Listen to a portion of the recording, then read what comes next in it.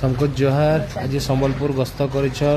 नगर उन्नयन विभाग अतिरिक्त सचिव उषा पाढ़ी आसिक मुदीपड़ार बंद देखीन जेन जगह कि डेवलपमेंट होचे आगे बहुत सुंदर डेवलपमेंट हवा बंद तरारे जेन घर माने अच्छे इलीगल घर से सब भंगा जा लगी भल फ्लैट सिस्टम रे घर करा बोलिकी आज प्रस्ताव देछन उषा पाढ़ी सांगे कमिशनर भी थिले तारपर से ठेलकोपड़ा जाइए ठेलकोपड़ा भी घर मान के भंगा जा बोलिकी से कहीचन तो सेनु भी सेन लोक मान लगी केनता व्यवस्थित ढंग से घर करा फ्लैट सिस्टम रे घर करा गोटे गोटे घर दिज्व आ गोटे बड़ डिसीजनटे होचे